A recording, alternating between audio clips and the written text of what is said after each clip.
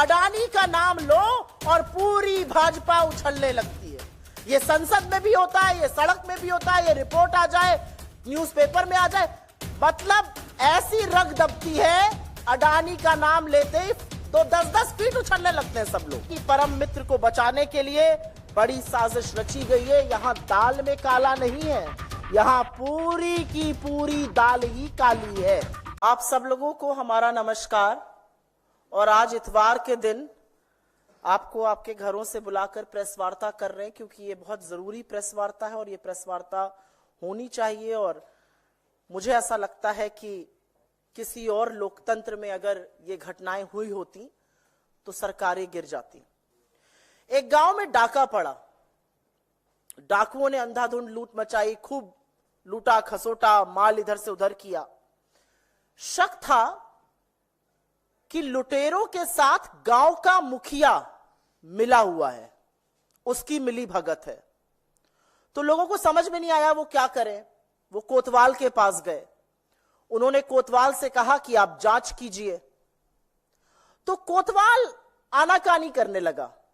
कोतवाल कभी इधर की बात करे, कभी उधर की बात करे, कहे कुछ सबूत नहीं मिल रहा है। कोतवाल बगले झांकता था, लोग परेशान हो गए।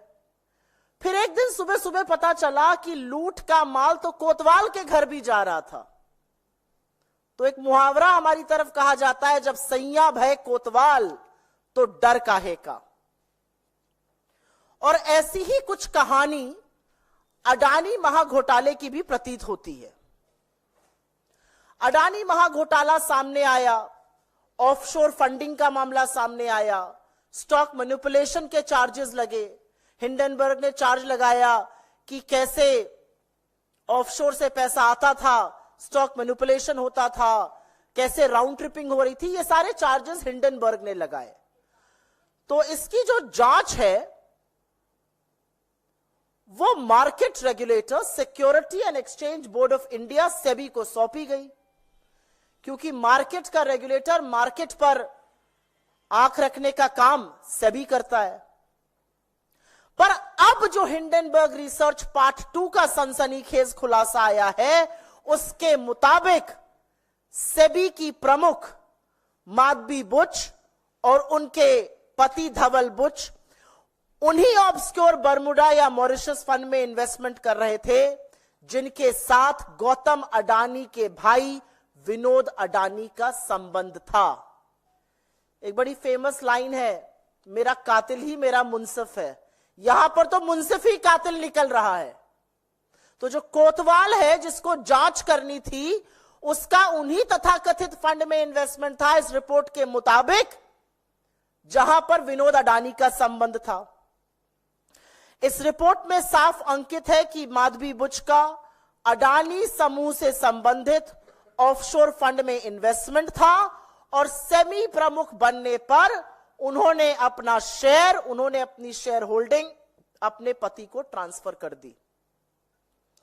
इस रिपोर्ट में लिखा है कि माधवी बुच और धवल बुच ने 5 जून 2015 को सिंगापुर में आईपीई प्लस फंड 1 के साथ एक खाता खोला था। यह आईपीई प्लस फंड 1 अडानी समूह के एक डायरेक्टर ने आईआईएफएल के माध्यम से खोला था। तो बुच दंपति ने खाता खोला सिंगापुर के एक आईपीई प्लस फंड में, जिसका स्थापना अडानी समूह के एक डायरेक्टर ने आईआईएफएल के माध्यम से की। अब यही रिपोर्ट आगे बताती है कि आईआईएफएल ने अपनी एक घोषणा, और ये सारे दस्तावेजों के साथ है, ये सारे दस्तावेज आपके पास ऑलरेडी हैं, चाहिए होंगे तो हम साझा कर देंगे। अब यही रिपोर्ट आगे बताती है कि आईआईएफएल ने अपनी एक घोषणा में बुच दंपति के इन्वेस्टमेंट सोर्स को सैलरी बताया और कुल संपत्ति करीब $10 मिलियन की आंकी गई। 2 तथ्य और बताकर हम इस पर जो राजनीतिक सवाल हैं, जो प्रोबिटी के क्वेश्चंस हैं, जो कॉन्फ्लिक्ट ऑफ इंटरेस्ट के क्वेश्चंस हैं, उस पर जरूर जाएंगे। 2 तथ्य और जानने जरूरी हैं, क्योंकि हिंडनबर्ग रिसर्च की रिपोर्ट में सेबी चेयरपर्सन माधवी बुच के अलावा 2 और एंटिटीज का प्रमुखता से जिक्र है। एक है अगोरा और दूसरा ब्लैकस्टोन। ये दोनों अहम किरदार हैं, नाम याद रखिएगा, अगोरा एंड ब्लैकस्टोन। इस रिपोर्ट के अनुसार अप्रैल 2017 से लेकर मार्च 2022 सेबी प्रमुख बनने के टाइम तक माधवी बुश तब सेबी में होल टाइम मेंबर थी और उनके पास तब एक ऑफशोर सिंगापुरी कंसल्टिंग फर्म में 100% हिस्सेदारी थी। इस कंसल्टिंग फर्म का नाम अगोरा पार्टनर्स है। नाम याद रखिएगा, सिंगापुर बेस्ड कंसल्टिंग फर्म अगोरा पार्टनर्स, जिसका स्वामित्व माधवी बुश जी के पास था जब वो होल टाइम सेबी मेंबर थी, सेबी चेयरपर्सन बनने से पहले। जैसा कि मैंने आपको पहले बताया था, मार्च 2022 में सेबी चेयरपर्सन बनने पर उन्होंने अपनी शेयरधारिता अपने पति को ट्रांसफर कर दी। ये अगोरा की बात कर रही हूं मैं। रिपोर्ट आगे बताती है कि अगोरा पार्टनर्स जो है वो 2013 में सिंगापुर में रजिस्टर हुआ था और आज भी सेबी की चेयरपर्सन माधवी बुश जी वर्तमान में अगोरा एडवाइजर नाम की कंपनी में 99% की हिस्सेदार हैं। उनके पति इस कंपनी के डायरेक्टर हैं। कंसल्टिंग फर्म में वो 100% स्वामित्व था, उन्होंने अपने पति को ट्रांसफर कर दिया था। एडवाइजरी जो अगोरा एडवाइजरी के नाम से है उसमें 99% की हिस्सेदार है। यहां पर एक आंकड़ा बता रही हूं और यह जानना जरूरी है। हिंडनबर्ग रिसर्च की रिपोर्ट के मुताबिक 2022 में अगोरा ने $2,61,000 का रेवेन्यू कमाया था। यह उनकी कमाई थी, जो माधवी बुश जी जो सेबी की प्रमुख हैं उनके वेतन का करीब 4.5 गुना है। अगोरा की बात हो गई। अगोरा एक कंसल्टिंग फर्म था, वो कंसल्टिंग का बिजनेस करते हैं, उसमें माधवीपुरी बुश जी का स्वामित्व था। पति को ट्रांसफर हुआ, 4.5 गुना उनका रेवेन्यू $2,61,000 सिर्फ 2022 तक था। अब दूसरे अहम किरदार की बात कर लेते हैं और वो है ब्लैकस्टोन। एक रीट्स नाम की चीज होती है जो इन्वेस्टमेंट का प्लेटफॉर्म है। एक जैसे म्यूचुअल फंड होता है, पोर्टफोलियो मैनेजमेंट सर्विस होता है, वैसे ही एक रीट्स है, रियल एस्टेट इन्वेस्टमेंट ट्रस्ट। इसकी बहुत पैरवी आजकल सेबी करता है। माधवीपुरी बुश जी ने तो सार्वजनिक रूप से इसको अपना फेवरेट इन्वेस्टमेंट इंस्ट्रूमेंट भी बताया है, इन्वेस्टमेंट ऑफ द फ्यूचर भी बताया है। हिंडनबर्ग रिपोर्ट के मुताबिक सेबी चीफ पर उन्होंने ब्लैकस्टोन जैसी कंपनियों को रेगुलेटरी मतलब नियम कानून बनाकर फेवर देने के आरोप लगाए हैं। उनका कहना है कि सेबी चेयरपर्सन रहते हुए माधवीपुरी बुश जी के पति धवल बुश ब्लैकस्टोन के सीनियर एडवाइजर बन गए, वरिष्ठ सलाहकार वो नियुक्त हो गए ब्लैकस्टोन के, और ब्लैकस्टोन रीट्स का एक बड़ा प्लेयर है इंडिया में। एक बात यह भी बता दूं कि इनके पति इससे पहले रियल एस्टेट में कभी इन्वॉल्व नहीं थे, कैपिटल मार्केट्स में उनका इन्वॉल्वमेंट बहुत सीमित था। हिंडनबर्ग का आरोप है कि रेगुलेटरी बदलाव, नियम कानून ऐसे बदले गए जिससे कि सारा का सारा फायदा रीट्स को हो रहा था, और रीट्स में सबसे बड़ा प्लेयर ब्लैकस्टोन था, और ब्लैकस्टोन में माधवी बुश जी के पति धवल बुश जी सीनियर सलाहकार वरिष्ठ एडवाइजर थे। जैसा कि मैंने कहा, वो रीट्स की बहुत बड़ी पक्षधर है। एक कॉन्फ्रेंस में उन्होंने रीट्स को फ्यूचर का फेवरेट प्रोडक्ट बताया था, निवेशकों को कहा था इस फ्यूचर के फेवरेट प्रोडक्ट को आप देखिए, ये बहुत कारगर है। हिंडनबर्ग का आरोप है कि क्या माधवीपुरी बुश जी ने ये सब कहते हुए ये जिक्र किया था कि उनके पति ब्लैकस्टोन से संबंधित है, जो रीट्स का सबसे बड़ा खिलाड़ी है। और एक बात आपकी जानकारी के लिए बता दूं, 2 दिन पहले जब सरसरी तौर पर यह चर्चा हो रही थी कि हिंडनबर्ग रिसर्च की एक और खुलासे वाली रिपोर्ट आने वाली है, ब्लैकस्टोन ने एक बड़ा कदम उठाया। उन्होंने नेक्सस सिलेक्ट ट्रस्ट में 33 करोड़ यूनिट 4,550 करोड़ में बेच दिए। आपदा से पहले ही यहां फायदा बनाया जा रहा था, सवाल यह भी उठेगा। तो अब एक स्वतः सवाल उठता है कि क्या अडानी महाघोटाले की जांच इसलिए नहीं हो रही थी क्योंकि जिसको जांच करनी थी इस रिपोर्ट के अनुसार, इस रिपोर्ट के मुताबिक वो कहीं ना कहीं उसमें संलग्न थी। उच्चतम न्यायालय बार बार निवेश की जानकारी मांगता था, सेबी बार बार इधर उधर बगले झांकता था। सेबी ने तो यह तक कह दिया था we have drawn a blank, हमें कुछ मिल ही नहीं रहा है। ये मिनिमम लेवल पर, at the absolute minimum level, ये पारदर्शिता के तार तार करता है। And at the absolute maximum level ये संभवतः सबसे बड़ी क्रिमिनल कंस्पिरेसी है। एक महाघोटाले की जांच करने वाले संलग्न, और खैर उनकी नियुक्ति करने वालों की अभी हम बात करते हैं। एक बात और साफ है कि इस पूरे खुलासे ने सेबी चीफ, इस देश की सरकार और इस देश के प्रधानमंत्री नरेंद्र मोदी की इंटेग्रिटी को तार तार करके रख दिया है। उनकी कोई इंटेग्रिटी नहीं बची है। उनकी साख, उनकी प्रतिष्ठा, उनकी कर्तव्यनिष्ठा पर जबरदस्त सवाल है। वो कटघरे के घेरे में आज खड़े हुए हैं और यह पूरा समझ में आता है कि परम मित्र को बचाने के लिए बड़ी साजिश रची गई है। यहां दाल में काला नहीं है, यहां पूरी की पूरी दाल ही काली है। और इससे पहले की बीजेपी, और वो कर रही है, नाम अडानी का आ रहा है, नाम सेबी का आ रहा है, नाम माधवी बुच का आ रहा है, नाम ब्लैकस्टोन का आ रहा है। बीजेपी को क्या तकलीफ है? वो काहे दंगल में, अखाड़े में उतर कर बचाव पे आ गए? ये कौन सा तिनका है? क्योंकि दाढ़ी में तिनका तो है और उसका खुलासा भी हम करेंगे।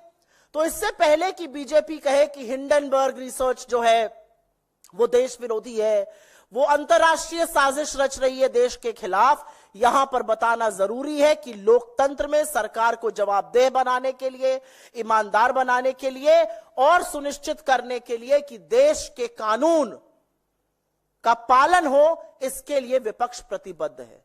पिछले 10 सालों में इस देश के कानून अप्रत्याशित तरीके से देश के दलितों पर, आदिवासियों पर, पिछड़ों पर, माइनॉरिटीज पर, ऑपोजिशन पर लगे हैं, लेकिन धन्ना सेठों पर, रसूख वाले लोगों पर, सत्ताधीशों पर इन कानून का कोई इंपैक्ट नहीं है, कोई इफेक्ट नहीं है। और इसलिए कुछ बहुत जरूरी सवाल है। सवाल सबसे पहले सेबी चीफ माधवी बुच जी से है। पहला सवाल यह है कि क्या आपने 2015 में ग्लोबल डेवलपमेंट अपॉर्चुनिटी फंड का हिस्सा बनकर आईपीई प्लस फंड 1 में निवेश किया था, जो गौतम अडानी के भाई विनोद अडानी से भी संबंधित है? दूसरा सवाल, जब आप सेबी की पूर्णकालिक सदस्य थी तो क्या आपने आईपीई प्लस में अपने निवेश को, अपनी शेयर होल्डिंग को सेबी के सामने उसका खुलासा किया था, उसका डिस्क्लोजर किया था या नहीं किया था? क्या आप यह बता पाएंगी कि अडानी एंटरप्राइजेज और उनके पूर्व निर्देशक Anil Ahuja IPE plus fund से किस तरह से संबंधित थे? उन्होंने आईआईएफएल के साथ इस फंड की स्थापना कैसे की थी? क्या आप यह बता पाएंगी कि जब आप सेबी की पूर्णकालिक निदेशक थीं, तो क्या आपने सिंगापुर में एगोरा पार्टनर्स या भारत में एगोरा पार्टनर्स में हिस्सेदारी, शेयर आपके थे या नहीं थे? क्या आपने इसका डिस्क्लोजर सेबी को किया था? क्या आपने इस शेयर होल्डिंग के माध्यम से पैसा कमाया है? क्या आपकी रेवेन्यू स्ट्रीम आई है? किन संस्थाओं ने इस कंसल्टिंग फर्म एगोरा को बिजनेस दिया? क्या आप ये बता सकती हैं? क्योंकि एक वक्त में आपके पास पूरा इसका स्वामित्व था रिपोर्ट के अनुसार। क्या आपने 2022 में एगोरा में अपना स्वामित्व, अपनी शेयर होल्डिंग अपने पति को ट्रांसफर की थी, जैसा कि यह रिपोर्ट कह रही है? वो कौन सी संस्थाएं हैं जो आज भी एगोरा को कंसल्टिंग फर्म, कंसल्टिंग का बिजनेस दे रही हैं? वो भारत की कौन सी कंपनीज हैं? क्योंकि सेबी चीफ रहते हुए यह डिस्क्लोजर करना भी जरूरी है। क्या आपने सेबी को सूचित किया था कि आपके पति ब्लैकस्टोन से अब संबंधित है, जो रीट्स में एक बहुत बड़ा खिलाड़ी है? आपने या सेबी के किसी समूह ने या सेबी की किसी मीटिंग ने ब्लैकस्टोन से अकेले, अडानी ग्रुप से अकेले या किसी ऐसी कंपनीज के साथ मीटिंग की है जिनका ब्लैकस्टोन और अडानी से लेना देना है? सुप्रीम कोर्ट को सेबी ने कहा हमारे हाथ कुछ नहीं लगा, वी ड्रू अ ब्लैंक। क्या आपने कोर्ट द्वारा स्थापित समिति और इस देश के सर्वोच्च कोर्ट को यह बताया था कि जिन फंडों की जांच आपको सौंपी गई है उनमें से कुछ तथाकथित तौर पर इस रिपोर्ट के मुताबिक वो फंड थे जिनमें आपकी हिस्सेदारी, आपकी शेयर होल्डिंग थी? क्या आपने इसका खुलासा सुप्रीम कोर्ट गठित समिति या खुद सुप्रीम कोर्ट के सामने किया था? और एक सबसे बड़ा सवाल, अगर ऐसा था, अगर आपकी शेयर होल्डिंग थी, और उनका स्टेटमेंट कहता है मेरी शेयर होल्डिंग थी जो मैंने ट्रांसफर कर दी थी, तो आपने अपने आप को इस जांच से क्यों नहीं रिक्यूज किया? Caesar's wife has to be above suspicion. आप कैसे उन फंड की जांच करती रही, अगर करती रही, जिनमें आपका कभी निवेश था, आपके पति उसे संलग्न है? यह कैसे हो सकता है? आपने अपने आप को इस जांच से अलग क्यों नहीं किया, अगर नहीं किया? और क्या इतने गंभीर आरोपों से घिरे रहने के बाद आप सेबी के पद पर, सेबी के सर्वोच्च पद पर, इस देश की शेयर मार्केट की रेगुलेटर बनी रह सकती है, या आपको तत्काल प्रभाव से बर्खास्त कर देना चाहिए? यह सवाल सेबी चीफ से है। लेकिन अब सवाल सरकार से है। क्या प्रधानमंत्री नरेंद्र मोदी के संरक्षण के बगैर ये जो तथाकथित मिलीभगत है अडानी और सेबी की, ये हो सकती थी? इस सवाल का जवाब सरकार को देना पड़ेगा।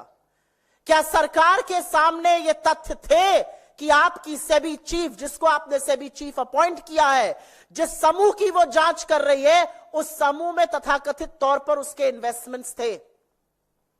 क्या यह बिना नरेंद्र मोदी की जानकारी के, बिना उनके संरक्षण के संभव है?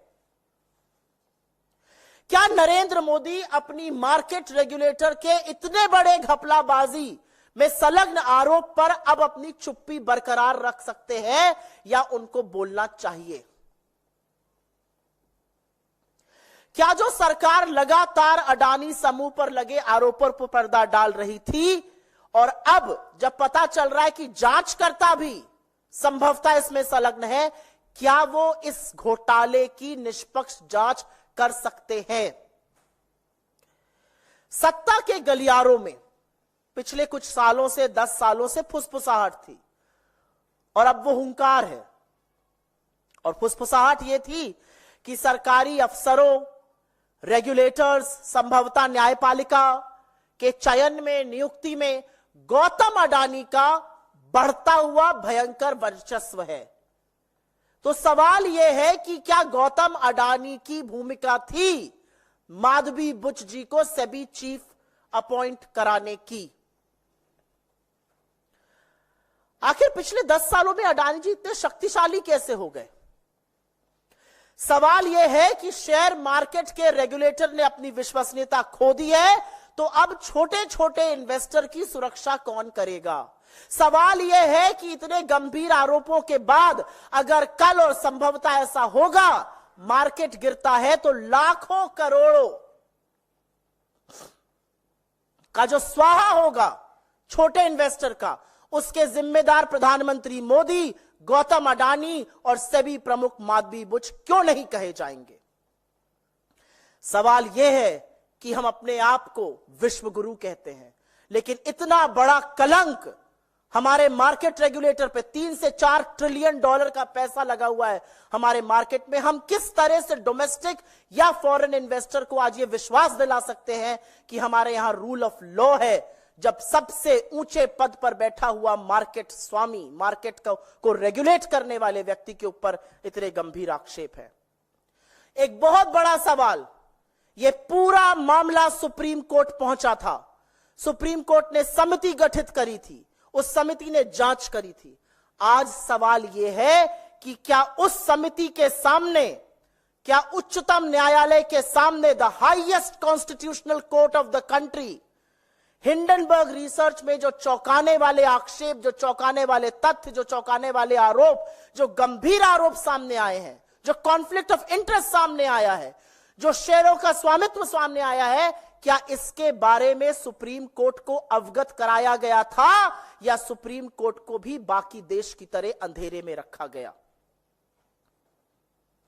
असलियत यह है कि यह हमारे संस्थानों की विश्वसनीयता पर बहुत बड़ा सवाल उठाता है, और असलियत यह भी है कि इतने गंभीर आक्षेप लगने के बाद हम उच्चतम न्यायालय से, the highest court in the country, the highest constitutional court in the country से अपील करते हैं कि वो स्वतः संज्ञान लें, इस मामले की जांच करें, क्योंकि ये भारत की फाइनेंशियल व्यवस्था पर सवाल खड़े कर रहा है। असलियत यह है कि इस महाघोटाले की जांच सिर्फ और सिर्फ जेपीसी से हो सकती है, जिसका गठन नरेंद्र मोदी करने से डरते हैं। लेकिन कब तक डरिएगा आप और कब तक बचाइएगा अडानी को, क्योंकि महाघोटाला इतना बड़ा है, उसके डंक इतनी दूर दूर तक फैले हुए हैं कि अंततोगत्वा एक ना एक दिन आप लोग पकड़े जाएंगे। लेकिन तत्काल प्रभाव से सेबी चीफ को उनके पद से हटाना पड़ेगा, अन्यथा सरकार की विश्वसनीयता, मार्केट की विश्वसनीयता, मार्केट रेगुलेटर की विश्वसनीयता पर बहुत बड़ा सवाल है। और सबसे बड़ा कहर छोटे छोटे जो निवेशक हैं वो उन पर बरपेगा जब इसका नेगेटिव प्रभाव हमारे मार्केट पे पड़ेगा। आई थिंक मैंने मोटे तौर पर हिंदी में जो बोलना था बोल दिया है, बट मैं अंग्रेजी में सिर्फ 2 मिनट में थोड़ी सी बातें कहना चाहती हूं। There are absolutely serious allegations that have been raised in the Hindenburg Research report on the role of the market regulator, on the shareholding of Madhvi Buch and her husband, on how allegedly she was investing in funds which were connected, offshore funds which were connected to Gautam Adani's brother Vinod Adani. There is an entire series of events that the Hindenburg Research outlines. One Agora consulting firm has come to fore, how she owned that firm, that got a lot of business in India, how she, when she became a SEBI chief, she transferred the ownership to her husband. Blackstone, where her husband is a senior advisor, it's a big player in REITs. She talks about REITs. So the conflict of interest from her investment in offshore funds, according to the report, her consulting firm Agora, according to the report Blackstone, the conflict of interest is so huge and so glaring that nobody can turn a blind eye anymore. And which is why questions will be raised on should Madhvi Puri Buch continue as India's market regulator. In one stroke, this research report completely undermines the credibility of the regulator. It tears to pieces the integrity of India's Prime Minister. It tears to pieces how Caesar's wife should be above suspicion.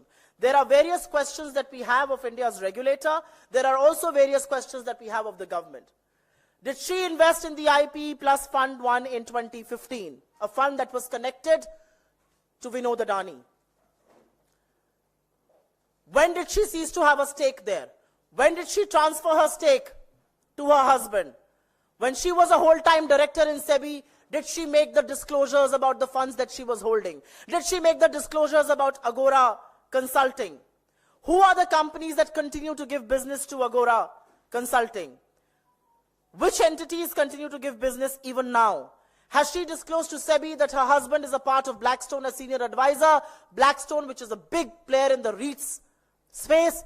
REITs is something that she has personally espoused. Has she had direct meetings with Adani or Blackstone or companies associated with them? And before telling the Supreme Court that we drew a blank, did SEBI tell the Supreme Court that funds that the SEBI was probing, some of them allegedly had the SEBI chief herself and her husband as investors? Was this disclosed to the Supreme Court or not? Questions will also be raised of the government. Could this have happened? Could this collusion between the SEBI chief and Gautam Adani's group have happened without the knowledge, without the patronage of India's Prime Minister, as the report raises? As the report questions, what is the Prime Minister now going to say about the role of the SEBI chief? Can this government possibly probe the Adani mega scandal? Has Gautam Adani played a crucial role in the appointment of SEBI chief Madhvi Buch? Corridors of power. There are murmurs in the corridor of power that he has disproportionate say as far as appointment of officers, competent authorities, and even judicial positions is concerned. The reality is that India's stock market regulator has lost all credibility. And tomorrow, if and when the markets fall, who is going to be responsible for the erosion of capital as far as India's small investors are concerned? Who is going to ring fence the small investors? And why should Madhvi Buch, Gautam Adani, and Narendra Modi not be held accountable when market erosion happens, market capital erosion happens? We call ourselves the Vishwa Guru. Is this the rule of law that we can assure foreign and domestic investors with? And last but not the least, the Supreme Court was probing this matter. Was the Supreme Court made aware of the possible conflict of interest of the alleged shareholding that the SEBI chief had before the SEBI told the Supreme Court we draw a blank? And which is why from this platform we appeal to the highest constitutional court in the country to take suo motu cognizance and probe this matter independently. This government has no face, no wherewithal, no credibility, no integrity to probe the Adani scam at all. And after the Hindenburg research report's accusations and allegations, the SEBI has been found wanting too. And under no circumstances, with these glaring allegations, can Madhvi Buch continue in her position for a single more moment than now. Caesar's wife has to be above suspicion. This is about the credibility of our markets. $3 to $4 trillion money is invested there. One cannot